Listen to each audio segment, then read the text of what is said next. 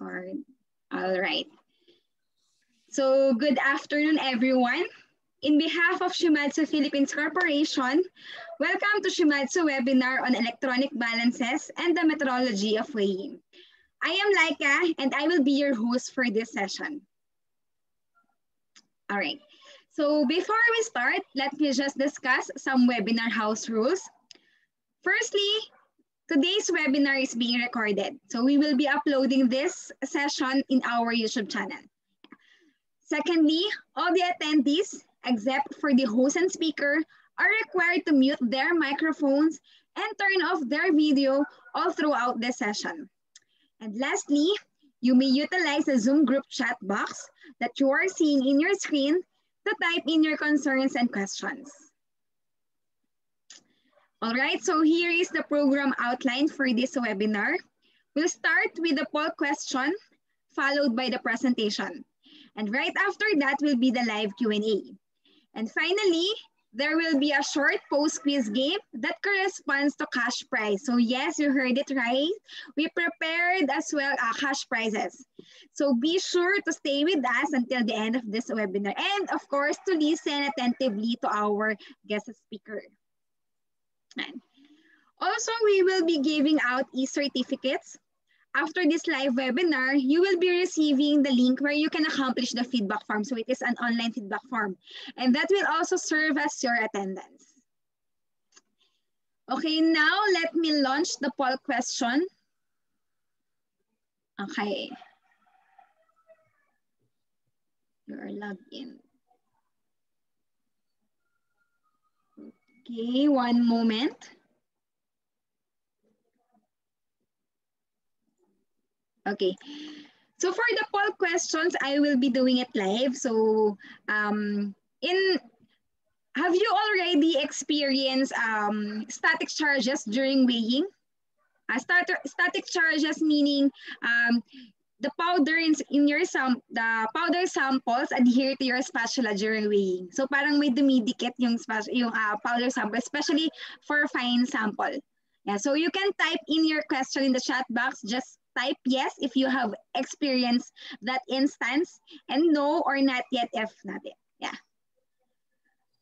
Okay, I have receiving responses. All right. Yes, yes, yes, yes, yes. Yes, I think most of the attendees have encountered this as static charges during weighing, especially during weighing a fine powder. All right, so thank you for your responses.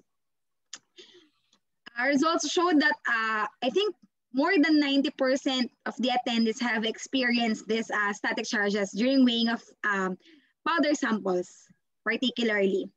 So I'm confident that with the topic for today, we could provide solution, Shimadzu, we could provide solution to static charges experienced during weighing of powder samples. Yan. So let's now move to the introduction of the key speaker. Yan, all right. So firstly, during the presentation, please feel free to type your question in the chat box because right after that will be the Q&A.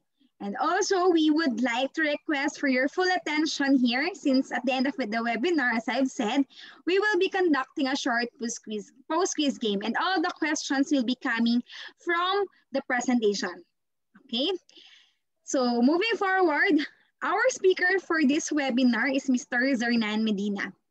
He is our Assistant CS Manager for Shimadzu Balances, and he has been staying in the company for more than 10 years already.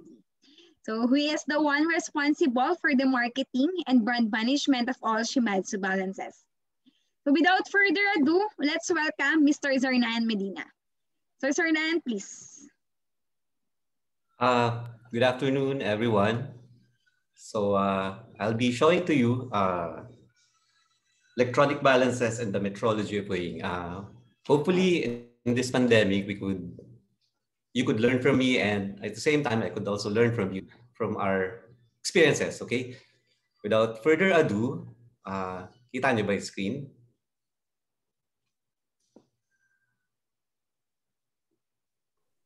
Not yet, Sir Zernan.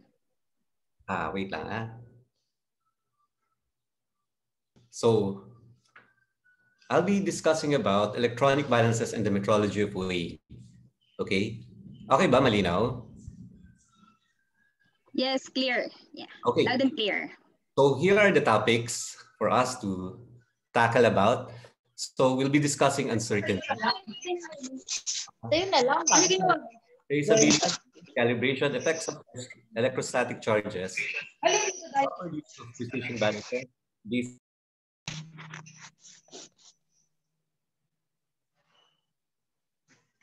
All right, Sir Nan, please unmute your microphone. Sorry, I just muted all the attendees. Yeah.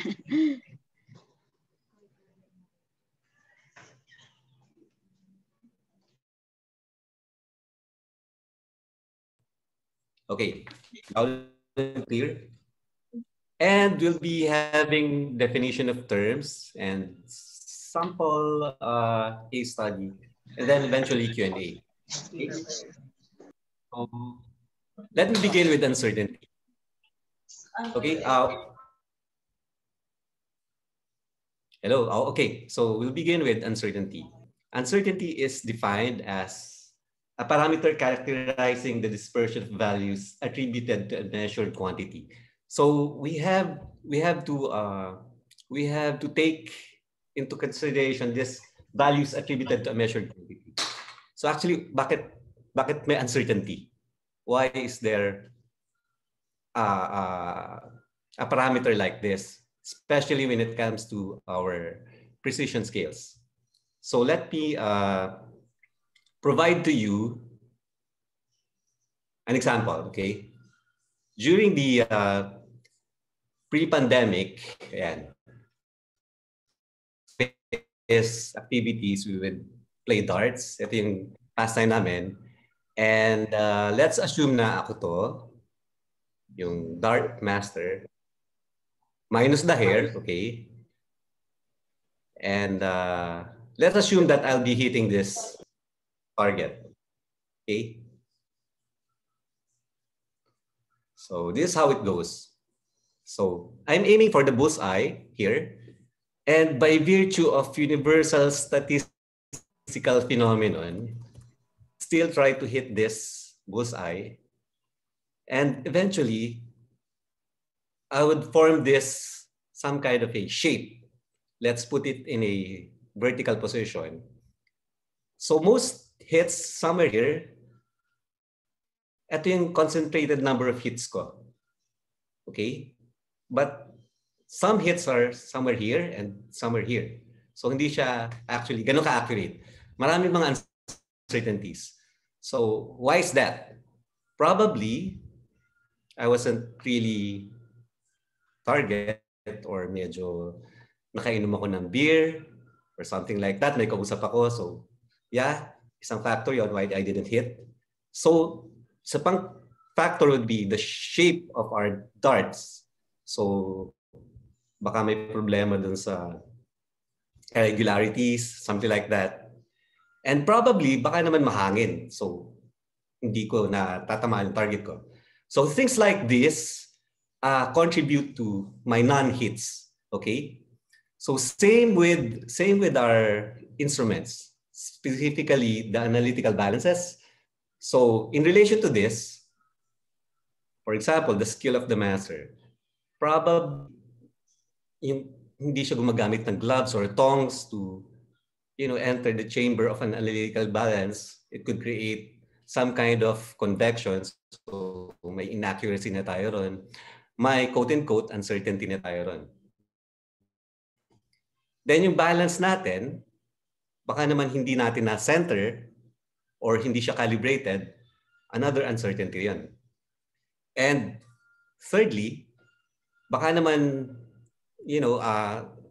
minsan may vibration yung table natin where the balances are located. So it's maraming factors. So how can we avoid that?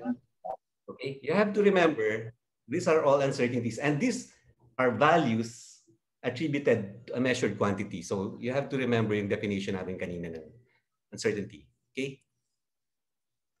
So I'll just discuss a little of how we arrived to these values. So ito yung best estimate natin. And I have to give this clause na dapat it should be somewhat a normal curve. Okay? When I say normal curve, it should be bell-shaped, and it should be, half of it should be the mirror image of the, usually yan ang normal eh. Hindi pwede yung medyo skewed to the right or skewed to the left. Hindi applicable yung application natin ng evaluation natin uncertainty sa natin when you have skewed or non-bell-shaped type of curve. In other words, hindi siya normally distributed. Okay? So, ayan yung mga uncertainties. So, as I've discussed earlier, baka naman hindi calibrated yung test weights natin, hindi maganda yung performance ng balances natin, hindi maganda yung environment, hindi well-trained yung operator natin to weigh such materials in our analytical balances. So it all contributes to uncertainty. Okay? So how do we evaluate this? Example lang to, this is the calibration certificate, and you're given this kind of value. So there you go. Components of uncertainty, usually, nagpa-publish sila ng ganyang values. Example lang to, values. And even if you compare it to another comparative weight, meron pa ring uncertainty. So we cannot really escape uncertainty. Sabi nga nila, walang forever. So moving forward,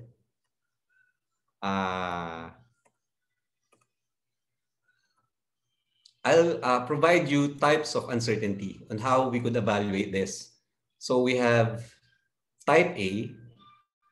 These are the, it could be obtained from a calculated series of observations. So type B would be evaluated using available information. Usually in type A, ito yung inherent, ito yung built-in na. Ito yung intrinsic na. So it's like, sinabi natin from Cubao to Makati, it's like a 30-minute ride, something like that. So another type B uncertainty would be information na yung bus is sirain. So hindi tayo makaka-travel from 30 minutes sa distance natin. So all of this contributes to types of uncertainties. So how do we compute for this? We will not really dwell into this, but this is the basic computation of our uncertainties. So for our repeatability, example lang to, you have standard weights, you round off air buoyancy or air current or air density, then the measuring instrument. And these are the types. Okay, why do I discuss this? This is important because this is published in the calibration certificate. Usually, pag pinakalibrate nyo, for example, yung test weights nyo, you are given this kind of values. Minsan, hindi naman natin alam kung ano itong values. How did they arrive to these values? So, how did they arrive with that values? It's because of these factors. Ito yung basic computation yan. So, ayan. I'm not sure if you give values to those calibration certificates, but this is how they arrive to these values. So, mga calibration certificates. Later on, I'll show to you an example of some calibration certificates from ITDI, from us, from our factory, so on and so forth. So, for example, the combined standard uncertainty would be the square root of all of this factor. Summation of this, the square root of the summation of this. Okay? And the standard K2 confidence interval is always 95%. So actually, ano yan eh, K1, K2, and K3. So, for some reasons, this is most commonly used. The K2. Okay, moving forward. So if you would compare the K1, K2, and K3, mas pinifavoran natin usually yung K2. Ito yun. Ito yun. Kung K3 naman, masyadong malaki yung allowance natin for tolerance. K1 naman, masyadong maliit. So usually, ang pinapublish sa certificates natin is within K2. Okay? So if you have questions later on, medyo tricky tong topic na to eh. So ito yung sample calibration certificate which comes from our mother company, Japan.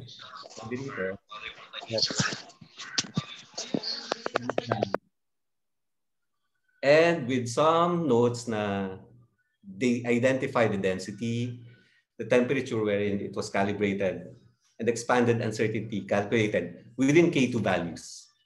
Okay, if you need hard or copies of this, I can provide you. That's one. Sample original calibration certificate.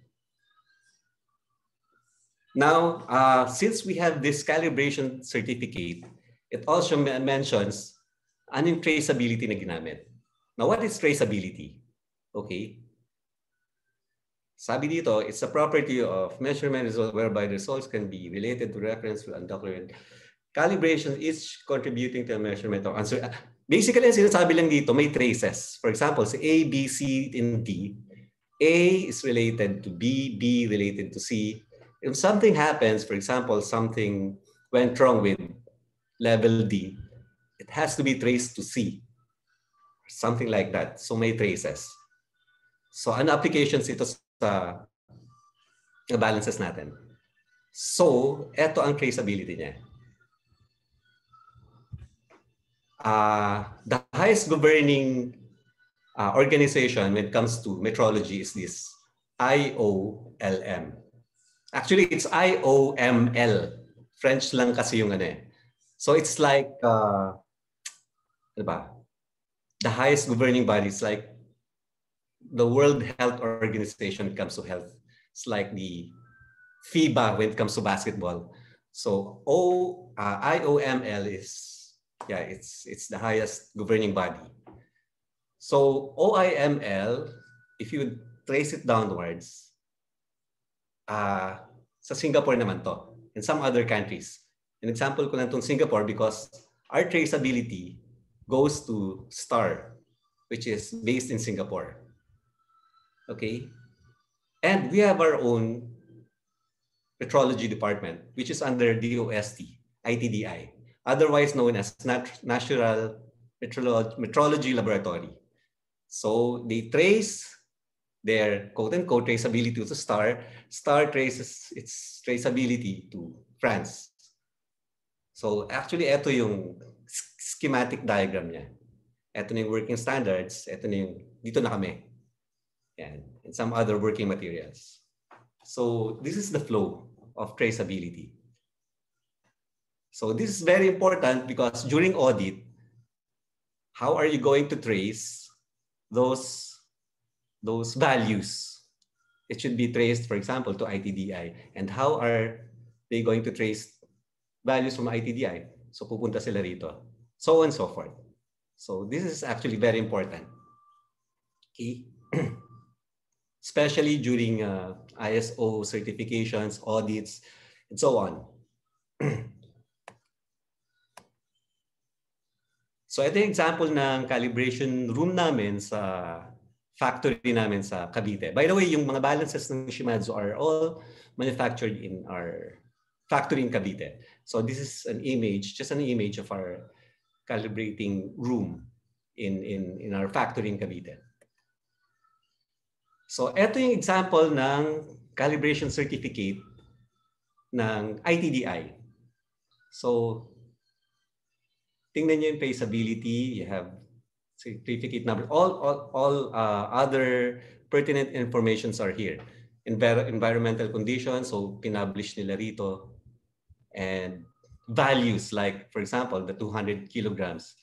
And you have this tolerance of 0.16 milligram. So those are all important. Coming down, eto naman yung sa factory namin. So you have traceability, which is traceable to ITDI, as mentioned here. And this is the inspection results.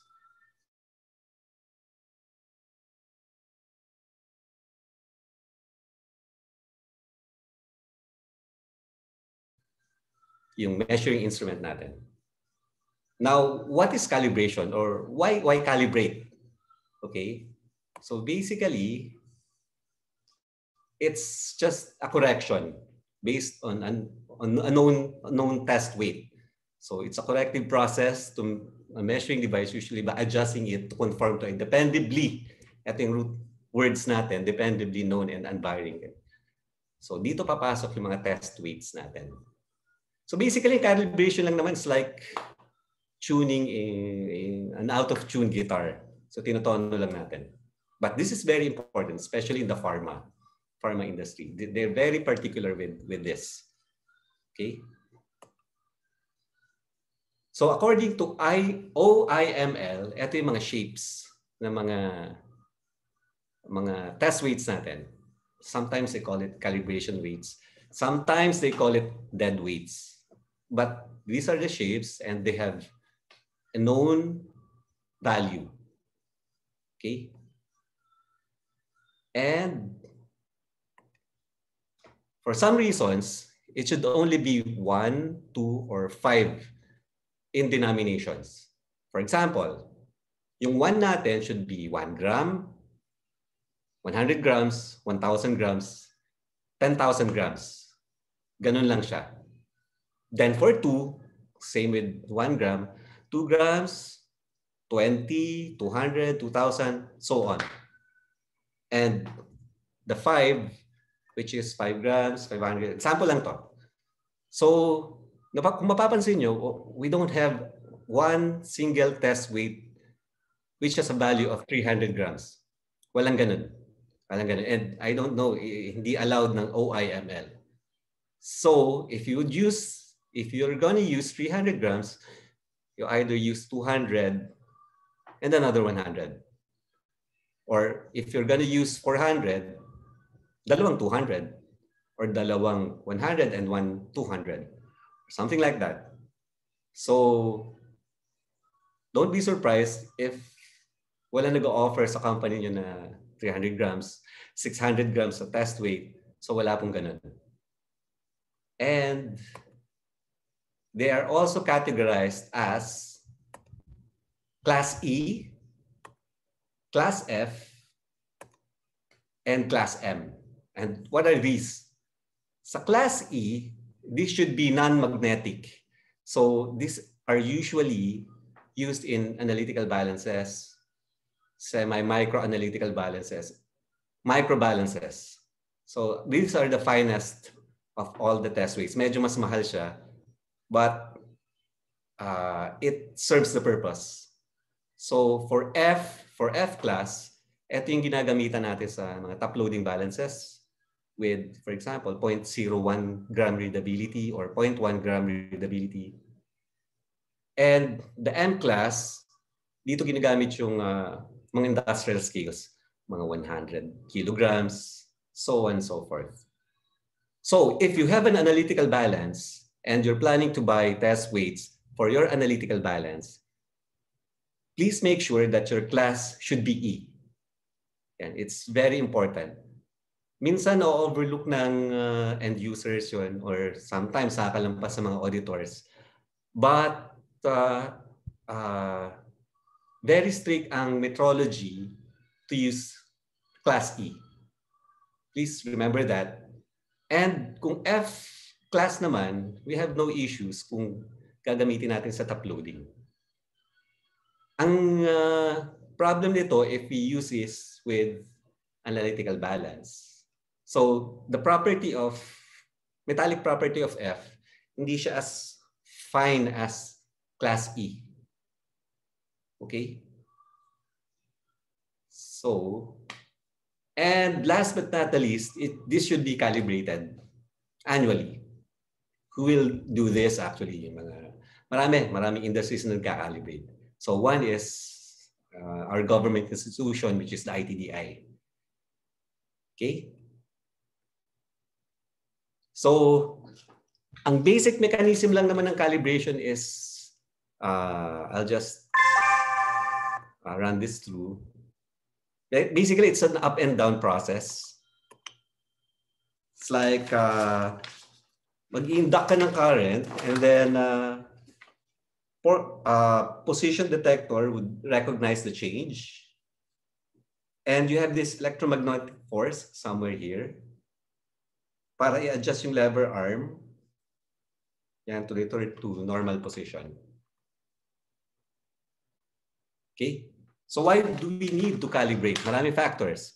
One example would be the location. For example, the weight is different from Manila to Baguio. Magkaiba siya ng weight. Wala akong values ng gravitational acceleration ng Baguio eh. So, meron lang ako Tokyo and Kyoto. So, just the same, magkaiba sila ng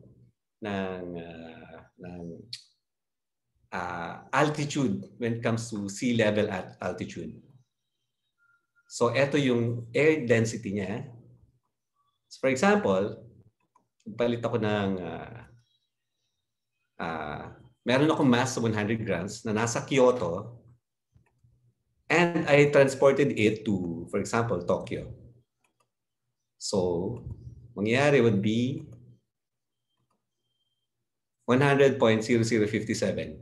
So, balik ko lang yung why did I arrive this? Ito yung niya eh. Computational difference niya. So, how do we correct this? We just simply calibrate it. Okay. Another example would be the case of one of our models, the AP224W. Ito, kinuha ko lang sa website namin. This is the sensitivity stability against temperature change. So it's like plus or minus 2 ppm or plus or minus 2 parts per million per degree temperature change. So we'll give you a case study. So this is the model with this limitation. So for example, I have a value of 100 grams. And then suddenly nag-brown out, tumaas yung temperature by 5 degrees. We'll have this value. Ito, ang magiging value niya based from this premise. Okay? Now, it's very actually important to remain, for your temperature in your balance room to be constant when it comes to temperature. Kaya minsan pag nagba-brown out, it's very important to calibrate it kasi nawawala ng aircon.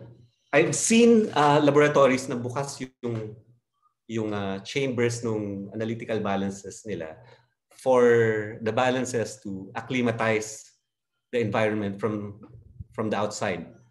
So in a way, they avoid what they call convection.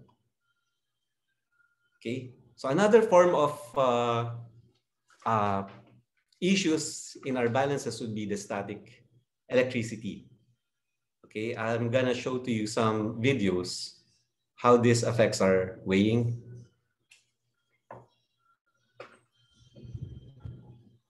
So, ito yung sinasabi ni Laika kanina na minsan problematic yung mga samples natin. Nag-a-adhere dun sa spatula natin.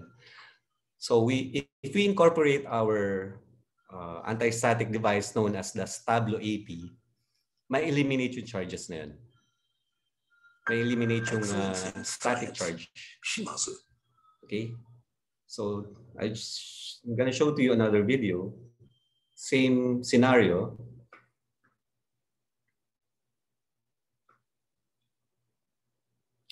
So, this is the static counter. So, she's gonna charge it by rubbing it against each other. So, I think values ng statics natin. So, when he lets it inside the chamber of the analytical balance, pansinin nyo, nagka-fluctuate. Fluctuate siya. Then, if we turn on our anti-static device, ito. becomes stable.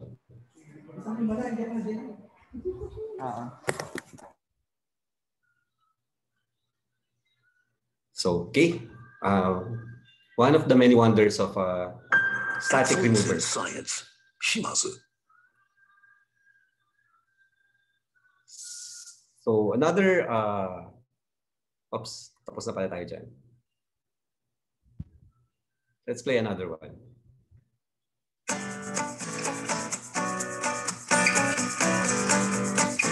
So, this one is statically charged. Pansinin nyo yung movement. This is beamed with stable OAP to remove the static charges. So actually, same principle as the previous videos. So that is no fluctuate.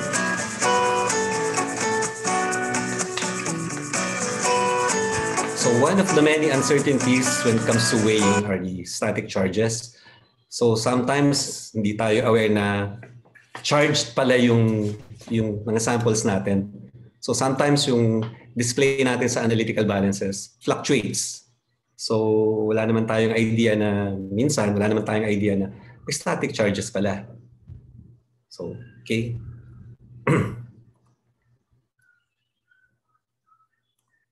So I'll skip this video, pareho lang naman siya.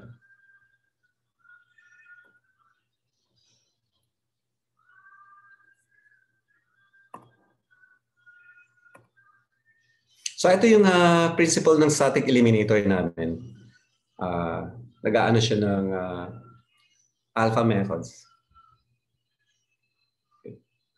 So to counter the static charges. So somewhat neutralizing the positive and negative charges. Okay. So how do we properly weigh in the analytical balance setting? Bibilisan ka na. So actually, alam na natin to eh. So, for example, meron tayong sample analytical balance. This is very common sa mga laboratories. Minsan, pag really heated yung sample natin, kunyari, say, meron siyang certain temperature, it would be, yan, ito. Example, we have a beaker which is with a volume of, say, 100 cubic centimeters. So ang temperature inside would be 22 degrees. Outside temperature would be 20.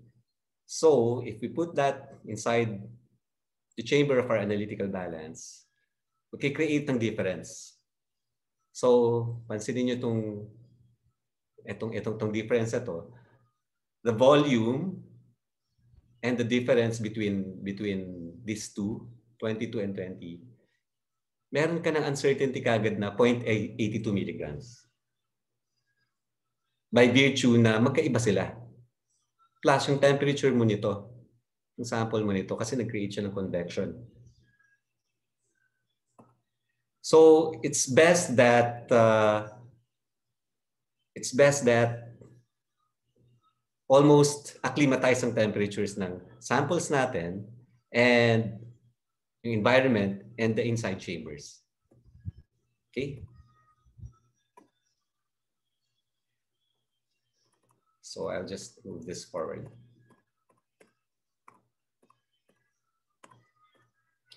So it's best sometimes na bukas lang yung chambers natin or minsan ano lang siya, open lang siya.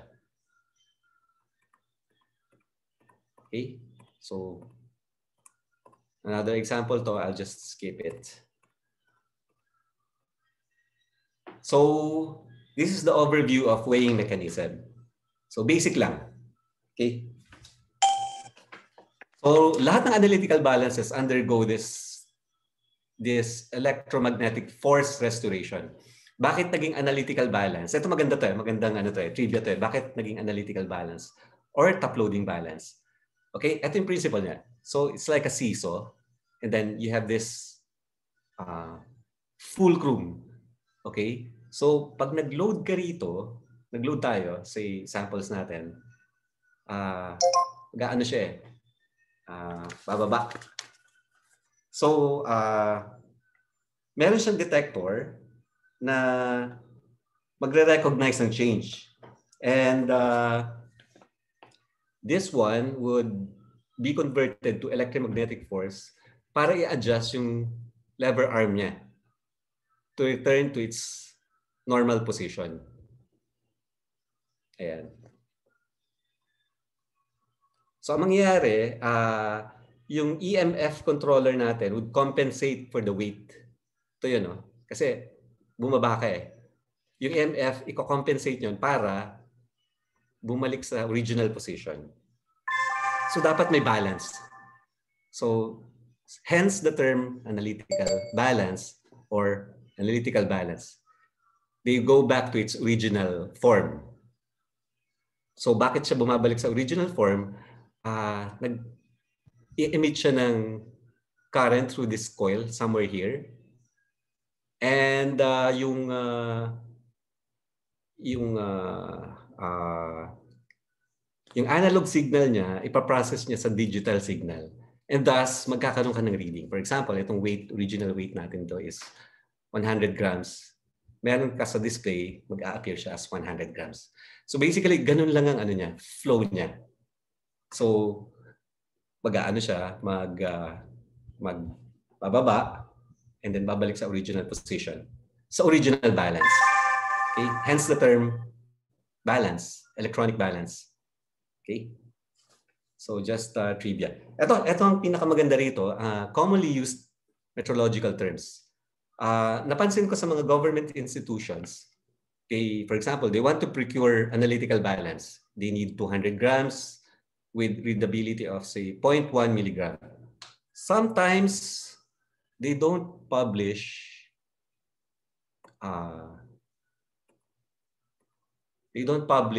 linearity. Or minsan pinapublish nila, but sometimes we don't give attention to what linearity is all about. And then secondly, hindi rin minsan napapublish yung repeatability. What repeatability is all about. Actually, I'd zero into these two terms, linearity and repeatability. So ito yung mga commonly used terms, no?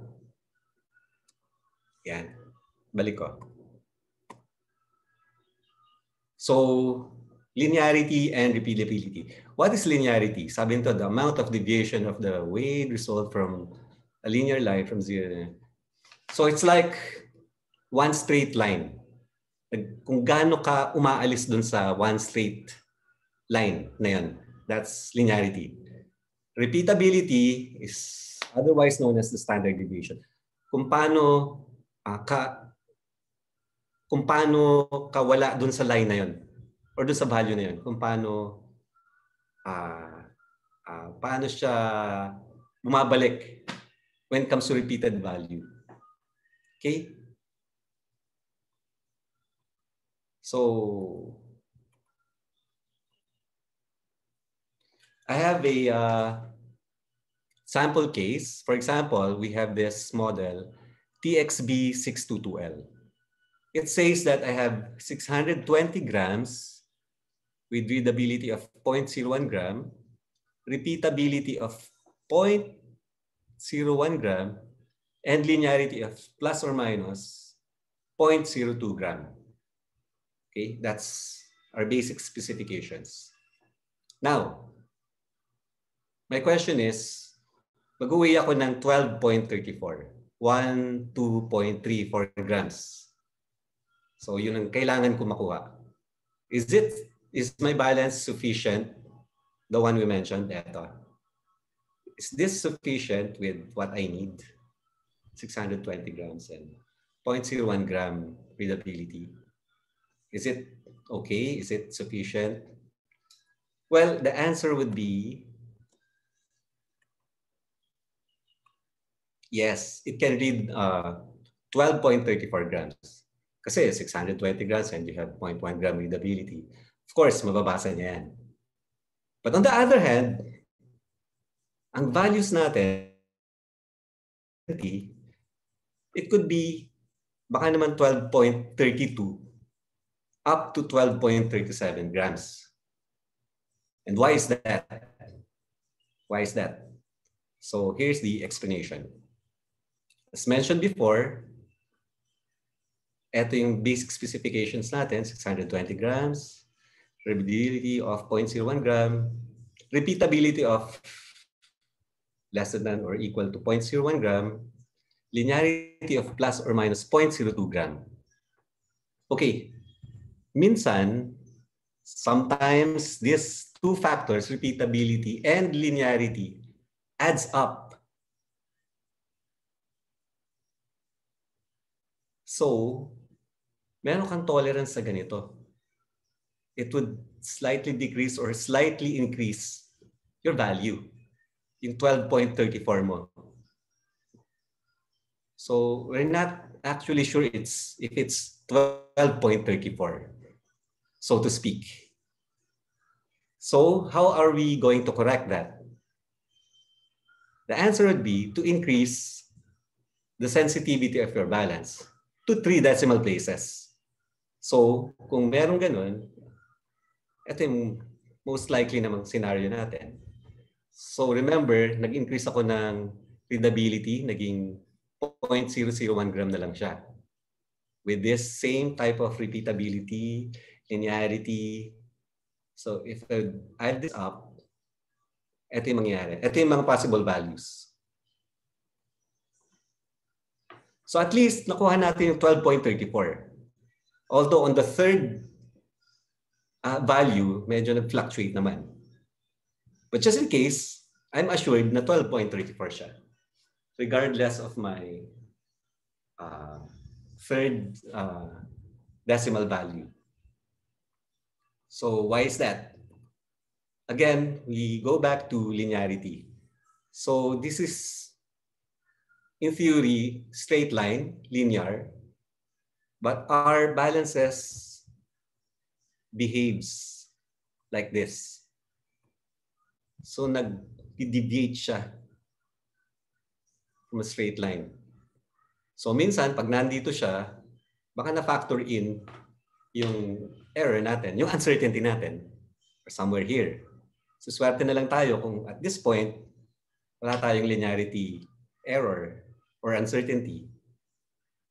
So that's the limitations of our precision scales. Regardless kung Shimadzu, regardless kung anong brand, meron siyang ganyang limitations. Okay? May icebreaker. Skip ko na yan. So if you need, I think this ends my simple presentation. I would welcome questions and hopefully I can answer. Laika? All right. So let me share my screen first. Okay.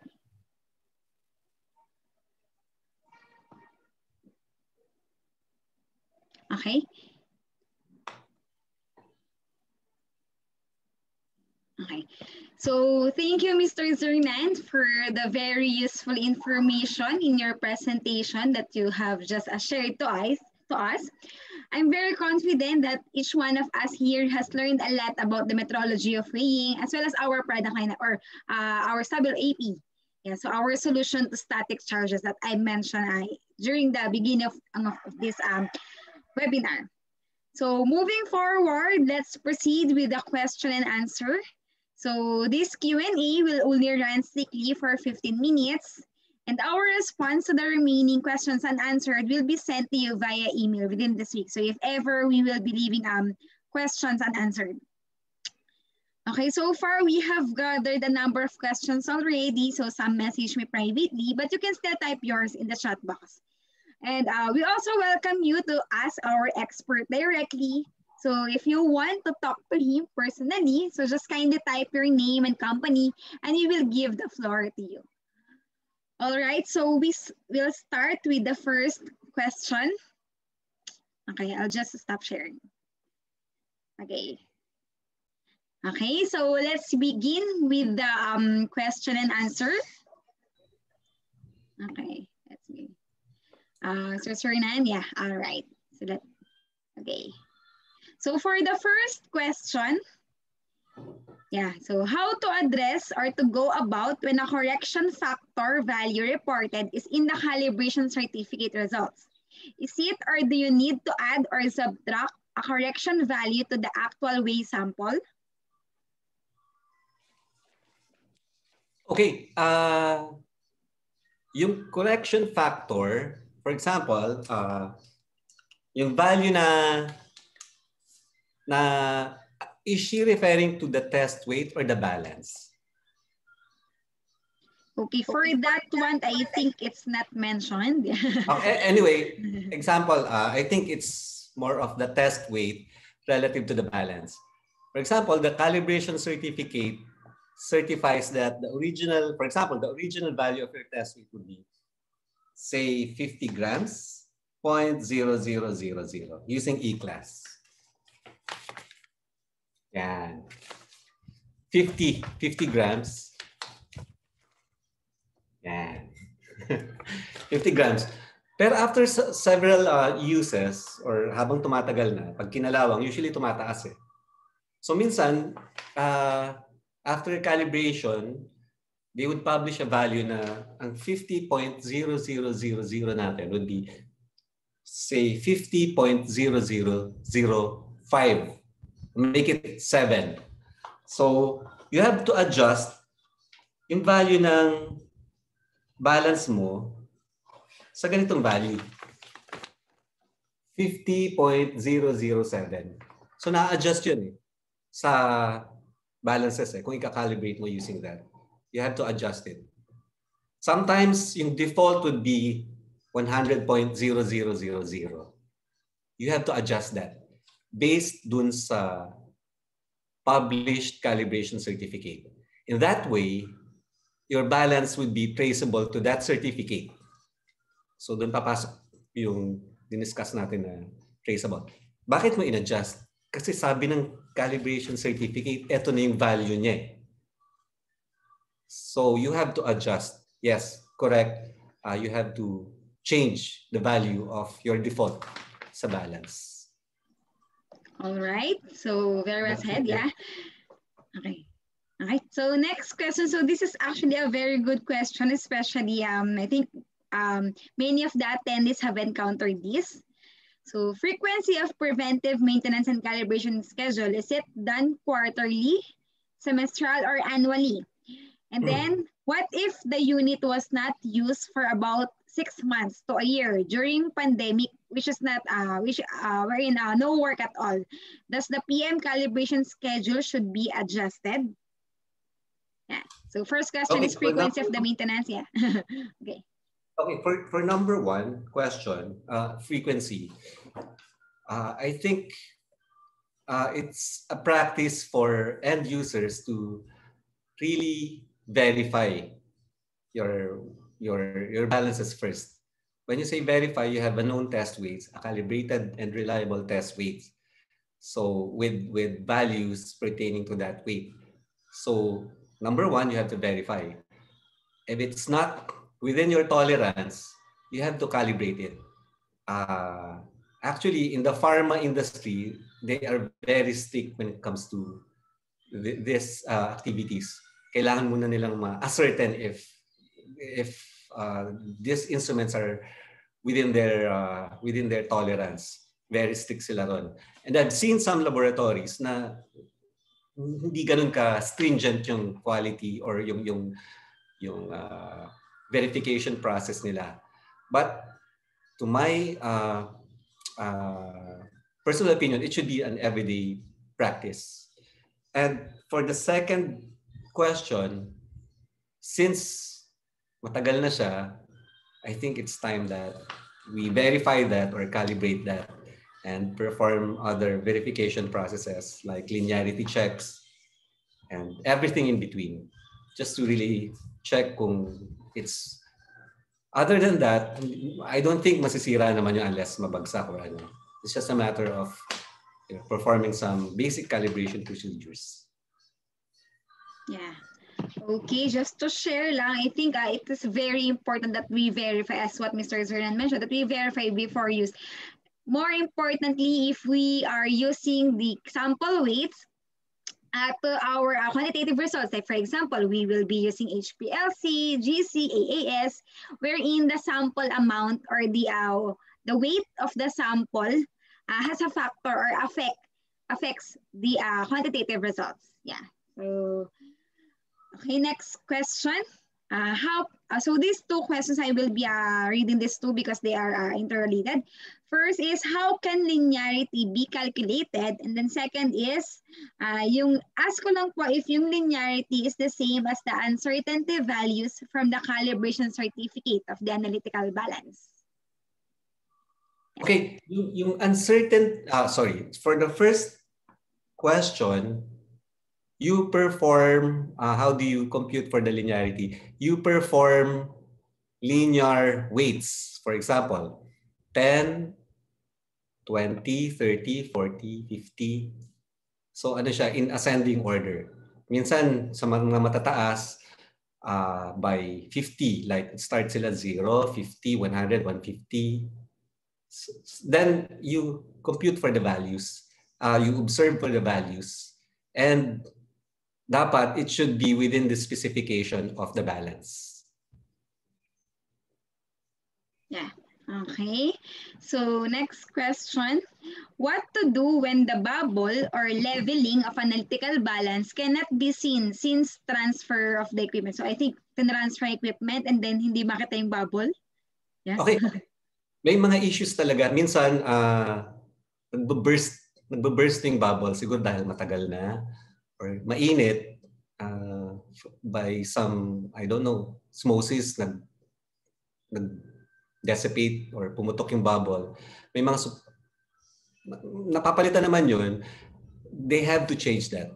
Kasi pag hindi level yung balance natin, iba-iba yung weight niya kada area.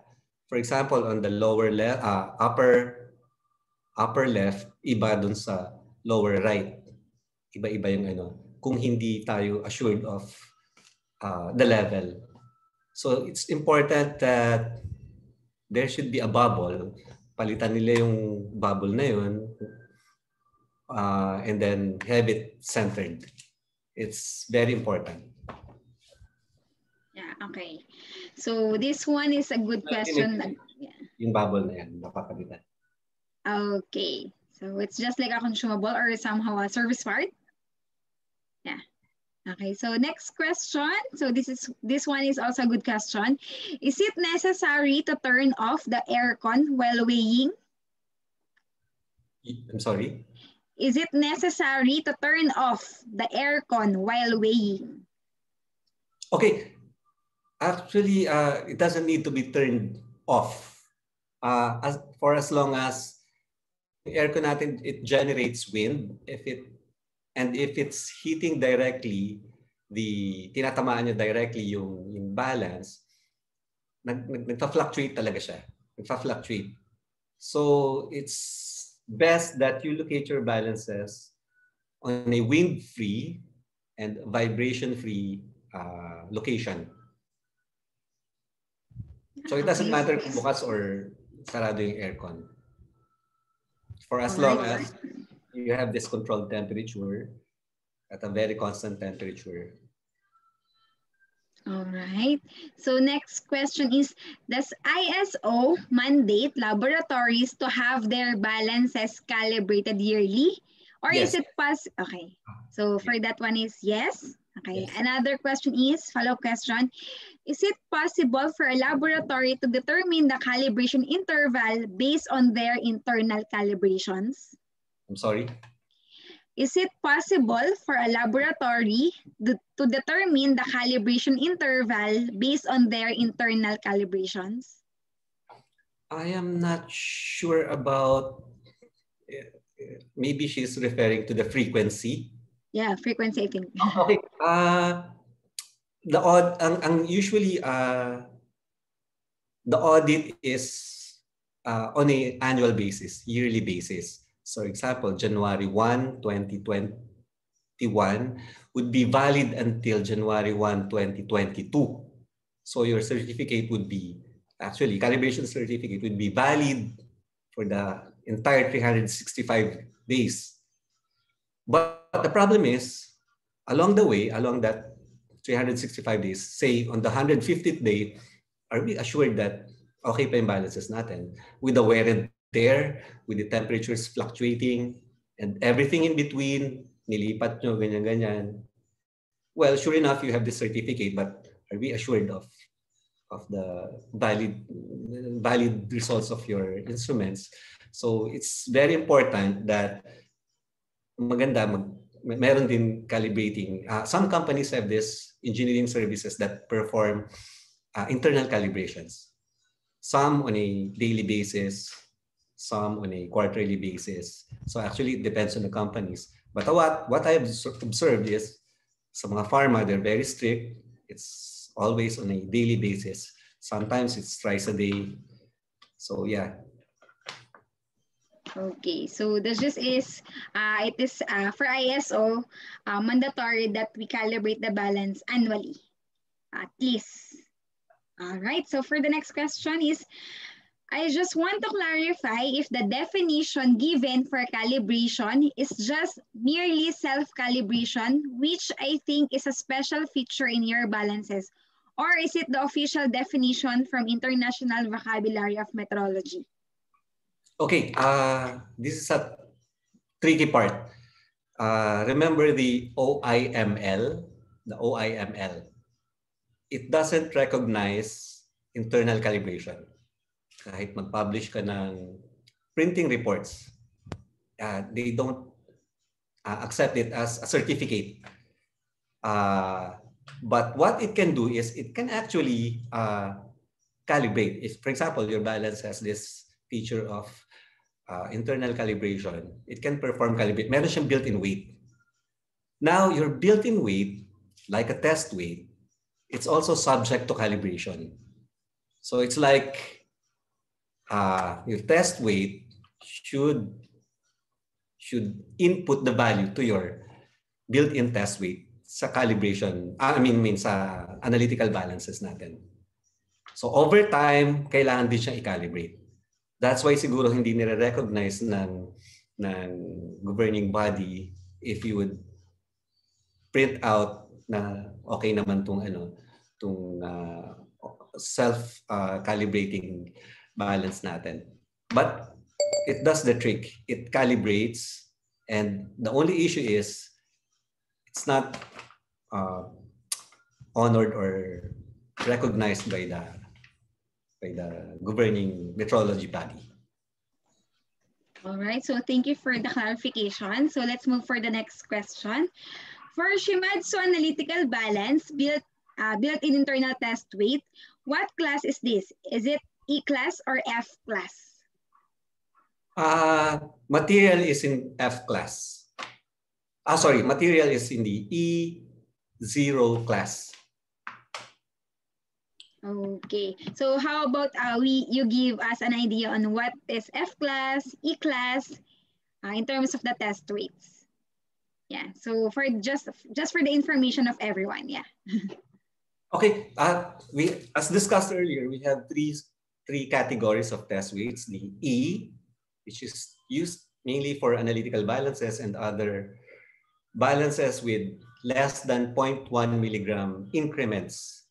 So ultramicro, micro, semi-micro, and analytical balances. They use E class. So these are non-magnetic metals. So actually mas mahal siya eh. Then secondly, we have the F class. Ito yung ginagamit sa mga top loading balances with readabilities from 0.1 gram, 1 gram, 0.01, 0.001. You could use F. And dun sa M, ito yung mga typical bakal lang. M class to na ginagamit sa, for example, industrial weighing scales like, for example, 200 kilogram type. So it would be very expensive if you'd be using materials na non-magnetic, wherein 100 grams with ang readability mo of, say, 1 kilogram lang naman. So it doesn't blend well with these categories. Okay, so thank you for that. So by the way, I have read a number of questions that are similar to each other, like what do we need to do if the balance is left unused for a long period of time? So for the record, so I think Mr. Zernan has answered that already, that if unused for a long period of time, we need to calibrate it first before using, to ensure that we can have accurate measurements. Yeah. Okay, we have to remember that in order for us to calibrate it, meron tayong reliable test weight. It should be, of course, newly calibrated. So we have to use the necessary categorized test weight. For example, we have analytical balance. It's best that we use the E-class and, of course, with calibration certificate. That would trace us to the values dun sa certificate. Yeah, okay. So another question, this is situational. So it was mentioned that sometimes it is better to leave the door of the balance open to avoid temperature difference. So I think this is the balance door. Yeah, so temperature difference within and without or outside. Will it affect the balance performance if it will be left open for a long period of time? Actually, they just open it para pareho yung temperature from outside and the chamber, the inside chamber. But when they're going to use it, sinasarado naman nila. So for example, I'm gonna weigh sodium chloride, 200 grams. Sasarado ko naman siya. So just in case, pareho pa rin naman ang temperature nun. Sasarado ko siya, baka kasi mahanginan, may iba, mag-fluctuate. Yung analytical balance pa naman natin, hindi natin nararamdaman yung wind drift, but our analytical balances can feel that. Magpa-fluctuate yan. So, binubuksan lang yun dahil hindi ginagamit para acclimatize or pareho yung temperature. Okay lang rin naman actually nakasarado for as long as it's equal in temperature or almost equal in temperature. Okay, so last two questions before we end the Q&A. So next question is, do we need to add the uncertainty of the test weights and the uncertainty of the analytical balance when we are measuring the overall uncertainty of the balance? Why yes or why not? Okay, for test weights, let's say you just obtained the certificate from, for example, from this company na Calibrate, and they publish this value. For example, the exact value is 100.0003003. Yung uncertainty na sa balances natin, for example, yung discussed earlier, is repeatability and linearity. These are inherent, wala na tayong magagawa ron. Kung nag-weigh tayo ng 100 100.0003, we have to adjust that doon sa value ng balance. We have to adjust that doon sa value ng test weights natin. Yung balance i-adjust natin na 100.0003.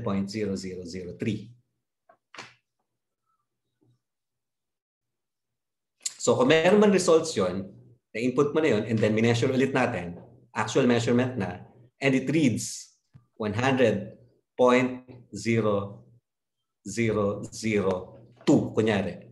Okay pa yun. It's within your limit. It's within your tolerance. Let's say it's 100.0004. Okay pa rin naman yun. Kasi usually, ang analytical balances natin would encompass uncertainties. Okay, so another question. So this one is a good question also. Sir, yung test weights for analytical balance, bawal po ba siya gamitin for top loading balance? Actually, maganda siya. Yun nga lang, mas mahal. Mas mahal usually ang E. If you have balances, for example, top loading balances, it's best that you buy E-class. It's best that you buy.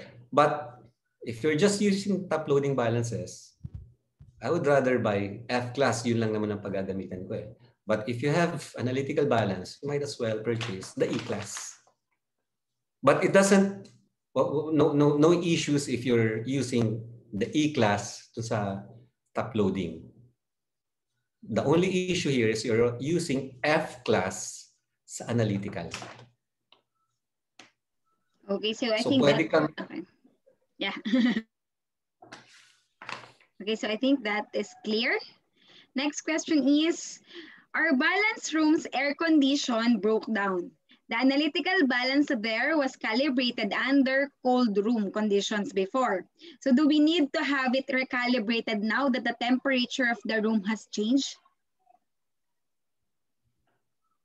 We have two processes kanina as discussed, the verification and the calibration. That's why we need to have test weights. So just verify kung it needs to be calibrated. Ang verification kasi just simply put test weight. If it conforms to your tolerance or specifications ng balance, then you don't need to calibrate. But if it's way off, you need to calibrate. Sometimes, yung temperature difference would really affect. For example, kinalibrate sa air condition and then nag-brown out. Tapos sobrang mainit, it's summer. I am 100% sure it needs some form of calibration. Okay, so for the last question, sorry, this would be last. Sir, once na-calibrate ang analytical balance, hindi na ba siya pwede ma-move to other place? Okay, when you move it to another place, for example, within the building, malaking factor yung, for example, we have this case study sa Japan nun, na if you move to, let's say, 22nd floor of the building, nag-elevator, may effect pala siya. Doon ko lang nalaman na yung air density niya babago. Or when I, for example, transport it from kunyari Quezon City to Makati, the transportation itself na tatagtag, kahit maganda yung packaging niya, it stresses out the balances. So it needs to be calibrated. But siguro kung within area lang na yan, bubuhatin mo lang, re-relocate mo lang siguro 50 meters from the original location and sa center mo naman. But I don't think it would create that big of a change. All right, so that's the end of the Q&A part. So by the way, if you have other questions for our speaker, so I am displaying his email address here. Yeah, so you can send him an email or send us a message if ever a question arises. Yeah. Okay. So thank you again, Mr. Zornan, for the useful information, for the experiences you have imparted to us. Yeah. Okay, so hopefully we can have you again as our guest speaker in our next balance webinar, hopefully next year. So now let's move to the last part of this session, which is the post-quiz game. So as mentioned earlier, we will be having a short post-quiz game. So not only to measure the participants' learning, but also to reiterate some important points that Mr. Zornan has covered. So for the mechanics of the game, I will be displaying a set of letters, which when rearranged will make up a word. And that word is actually the answer to the question displayed. Okay, and the first one to type the correct answer will win 500 pesos. So that will be sent to you via GCash or bank transfer. Okay, if you are now ready, please type yes in the chat box, please. Yes, yes, yes.